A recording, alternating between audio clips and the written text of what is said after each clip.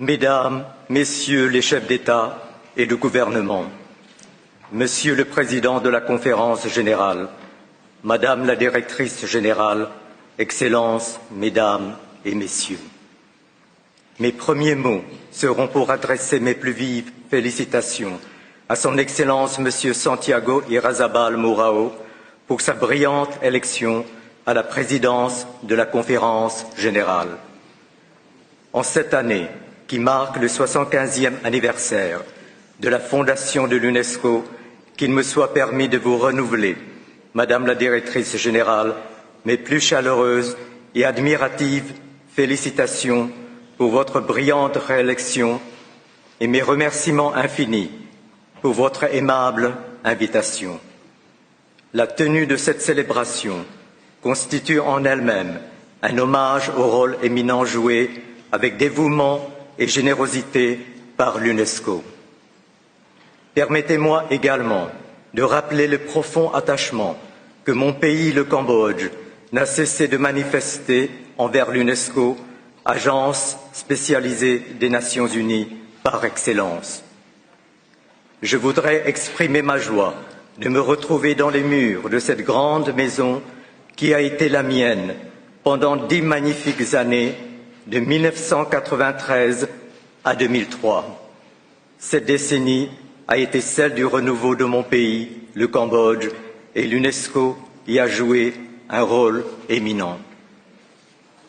Le peuple cambodgien, Samdech Techo Hun Sen, Premier ministre, le gouvernement royal et les présidents des plus hautes institutions du royaume sont à mes côtés par la pensée et par le cœur, au moment où j'ai l'honneur d'exprimer ma plus profonde gratitude aux nations représentées ici, qui ont œuvré avec eux pour rendre possible le retour de la paix et du progrès au Cambodge, redevenu aujourd'hui un État moderne qui regarde loin devant lui.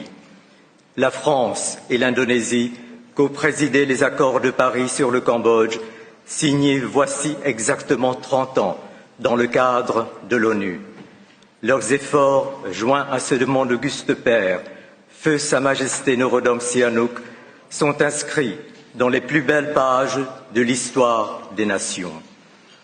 Excellences, Mesdames et Messieurs, depuis la création de l'UNESCO, le 16 novembre 1945, nous pouvons mesurer avec fierté la distance parcourue par l'organisation. D'une année à l'autre, l'adhésion de nouveaux membres est la preuve indubitable de son dynamisme et de son actualité. De simple organisation spécialisée centrée sur l'éducation, l'UNESCO a su évoluer et faire sien tous les enjeux planétaires, relever tous les défis en proposant une vision globale et cohérente. L'UNESCO est riche de la diversité des cultures et des civilisations.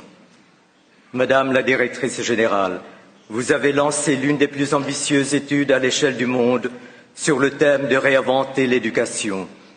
Avec le talent et l'énergie qui lui sont connus, Madame Zahleworg Zewde, présidente de l'Éthiopie, à qui nous présentons nos hommages admiratifs, a dirigé une commission internationale indépendante chargée d'élaborer un rapport mondial sur les futurs de l'éducation. Si l'éducation consiste à offrir à l'intelligence des humains ce qu'il y a de plus élevé dans le savoir, je ne doute pas du bien fondé de ce rapport. La solidarité est au cœur d'un domaine dont s'est emparé avec raison l'UNESCO, l'intelligence artificielle. Quel autre forum que celui de l'UNESCO pourrait-il prémunir l'humanité des déviances possibles de l'utilisation de l'intelligence artificielle et relever ce défi à la survie de l'homme libre? Parmi la liste des programmes de l'UNESCO dans mon pays, je voudrais saluer une action de l'organisation qui tient une place spéciale dans le cœur de tous les Cambodgiens. Il s'agit du Comité international de coordination, CIC, un modèle de coopération multilatérale appliqué au temple d'Angkor, de Preah et Sambo Preko. Ces chefs-d'œuvre de l'art khmer sont aussi nos racines et notre gratitude est sans borne pour l'UNESCO qui œuvre avec l'excellence de ses capacités. Pour terminer, j'adresse mes plus fervents vœux de réussite à cette 41e session de la Conférence générale. Je ne doute pas que les résolutions concrètes adoptées seront autant de réponses aux défis que nous avons relevés et aux enjeux planétaires que nous avons fait nôtres. Je vous remercie de votre attention.